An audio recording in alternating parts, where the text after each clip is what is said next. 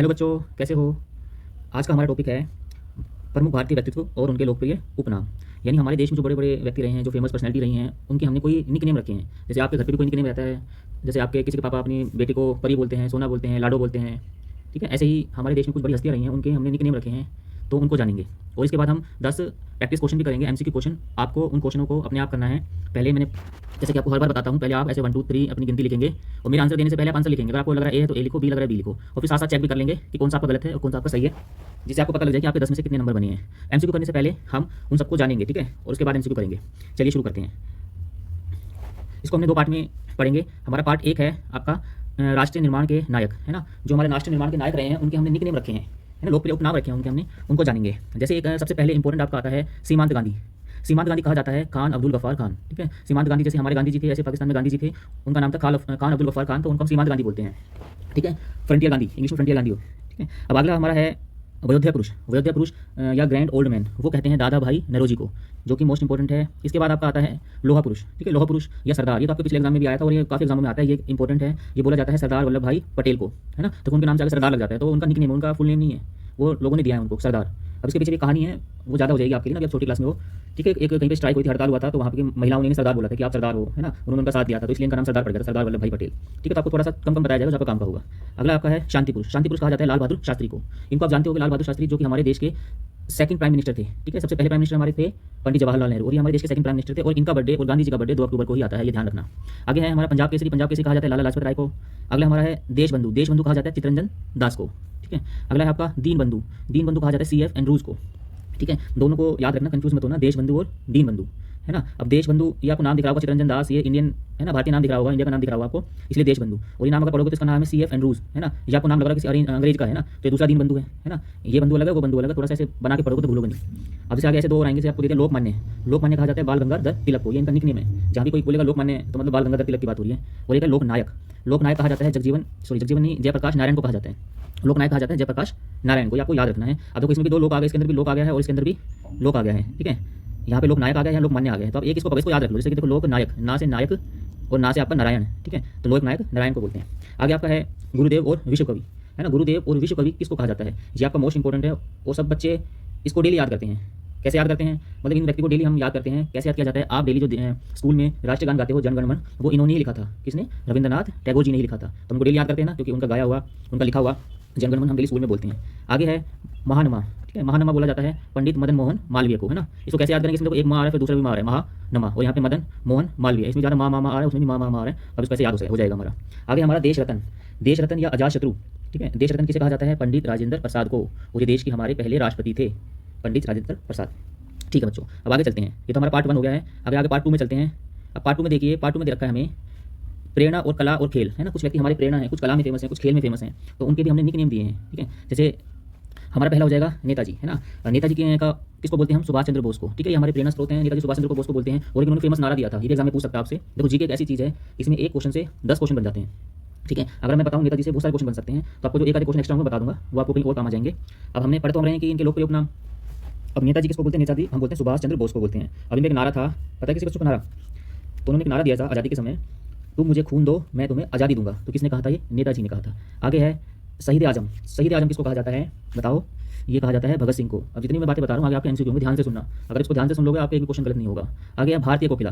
भारतीय कोकिला कहा जाता है सरोजिनी नायडू को कहा जाता है, ठीक है। और सरोजिनी नायडू देश में पहली महिला CM बनी थी, उत्तर प्रदेश में प्रथम महिला मुख्यमंत्री बनी थी। अब आगे स्वर कोकिला। अब देखो आपको स्वर से पता लग रहा है, स्वर मतलब गाना, है ना। स्वर कोकिला बोला जाता है लता मंगेशकर को, है ना, जो कि बहुत फेमस सिंगर हैं। आगे उड़न परी कहा जाता है PT उषा को। आगे निर्मल हृदय कहा जाता है मदर टेरेसा को, ये इनका निक नेम है निर्मल हृदय, है ना। जो लोग बीमार होते थे उनकी सेवा करती थी, इसलिए इनको निर्मल हृदय बोलते हैं। तोता हिंद बोला जाता है अमीर खुसरो को, है ना। अगला है बाबूजी कहा जाता है जगजीवन राम को, है ना, जगजीवन राम बाबूजी, ठीक है, इनका निक नेम है। भारतीय नेपोलियन। अब नेपोलियन मतलब एक ऐसा इंसान जिसने कभी कोई लड़ाई नहीं हारी, तो वैसे है भारत में कौन रहा है, समुद्रगुप्त, ठीक है ना। समुद्रगुप्त भी एक ऐसा था जिसने कोई लड़ाई नहीं हारी। स्टूडेंट है, ये कहा जाता है मेजर ध्यानचंद को, हॉकी के जादूगर। इसके बाद है भारत का शेक्सपियर, ठीक है। भारत का शेक्सपियर कहा जाता है कालिदास। जैसे एक शेक्सपियर इंसान ने अच्छी किताबें लिखी है ना, तो वैसे ही महाकवि कालिदास भी भारत के शेक्सपियर है। आगे है गोल्ड बॉय। ये कहा जाता है नीरज चोपड़ा को, इनको आप जानते होंगे, इन्होंने भाला फेंकने में गोल्ड भारत को दिलाया था, इसको गोल्ड बॉय बोलते थे ना, गोल्डन बॉय बोलते थे, ठीक है बच्चों। अब हम 10 करेंगे MCQ, ठीक है, प्रैक्टिस के लिए। आप कॉपी में फटाफट से 1 से लेकर 10 तक गिनती लिख लो, ठीक है बच्चों। चलो शुरू करते हैं। ये आपका पहला क्वेश्चन, आज का पहला क्वेश्चन है पंजाब केसरी के नाम से किसे जाना जाता है, यानी किस व्यक्ति को पंजाब केसरी कहा जाता है। आपके ऑप्शन दे रखे हैं भगत सिंह, लाला लाजपत राय, सुखदेव या बाल गंगाधर तिलक। तो इसका सही आंसर हो जाएगा option number B, Lala Lajpat Rai. अगला क्वेश्चन देखते हैं। अगला क्वेश्चन आपका है, भारत के लौह पुरुष आयरन मैन कौन है? भारत के लौह पुरुष आयरन मैन कौन है? ऑप्शन आपके हैं वल्लभ भाई पटेल, जवाहरलाल नेहरू, सुभाष चंद्र बोस और दादा भाई नौरोजी। इन चारों में से भारत के लौह पुरुष कौन है? तो आपका सही आंसर होगा ऑप्शन नंबर ए, वल्लभ भाई पटेल। क्वेश्चन नंबर 3 देखते हैं। देशबंधु किसका लोकप्रिय उपनाम है? देशबंधु किसका लोकप्रिय उपनाम है? CF एंड्रूज, चित्तरंजन दास, जयप्रकाश नारायण और जगजीवन राम। इन चारों में से देशबंधु किसका लोकप्रिय उपनाम है? तो मैंने बताया था ना, एक देशबंधु था, एक दीनबंधु था, ठीक है ना। देश मतलब देश वाला नाम कौन सा था हमारा? बताओ। इसका आंसर हो जाएगा चित्तरंजन दास, ठीक है। ये देशबंधु है और ये जो हमारा CF एंड्रूज है ये क्या था? दीनबंधु था। तो इस ऐसे अगर दो नाम सेम लगते हैं तो उनका कुछ ना कुछ चीज़ जोड़ के बना लिया। तो मैंने बताया था देशबंधु ने देश वाला नाम तो चित्तरंजन दास था, है ना। ठीक है, आगे चलते हैं। अगला है स्वर कोकिला। स्वर कोकिला के नाम से कौन प्रसिद्ध है? ऑप्शन हमारे हैं Sarojini Naidu, Lata Mangeshkar, PT Usha, mother Teresa. इन चारों में से स्वर कोकिला किसको कहा जाता है? तो ऑप्शन नंबर बी ठीक हो जाएगा, लता मंगेशकर। आगे है हॉकी के जादूगर। मैजिशियन और हॉकी किसे कहा जाता है? हॉकी के जादूगर किसे कहा जाता है? कपिल देव, मेजर ध्यानचंद, नीरज चोपड़ा या मिल्खा सिंह। तो हॉकी के जादूगर कहा जाता है मेजर ध्यानचंद को। इन्होंने भारत को हॉकी में बहुत सारे ओलंपिक में गोल्ड दिलवाए थे, इसलिए इनको हॉकी के जादूगर कहा जाता है। क्वेश्चन नंबर 6 देखते हैं। सीमांत गांधी, है ना, फ्रंटियर गांधी किसे कहा जाता है? ऑप्शन है महात्मा गांधी, खान अब्दुल गफ्फार खान, मौलाना आज़ाद, मोहम्मद अली जिन्ना। तो सीमांत गांधी किसे कहा जाता है? इसका सही ऑप्शन हो जाएगा खान अब्दुल गफ्फार खान को सीमांत गांधी कहा जाता है, ठीक है। आगे चलते हैं। Question number 7। क्वेश्चन नंबर 7 में दे रखा है आपको, हाल ही में गोल्डन बॉय के नाम से कौन प्रसिद्ध हुए? हाल ही में गोल्डन बॉय के नाम से कौन प्रसिद्ध हुए?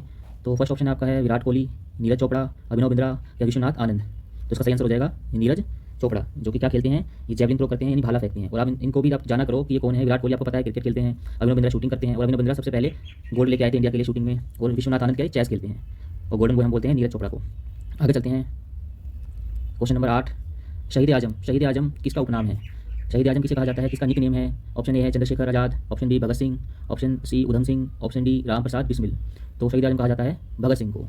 जितने भी क्वेश्चन होते हैं उनको वीडियो को रोका, अगर आपको लग रहा है कि ज़्यादा फास्ट आंसर दिए जाते हैं, वीडियो को रोक लो और फिर अपना आंसर देख लो आराम से पढ़ के।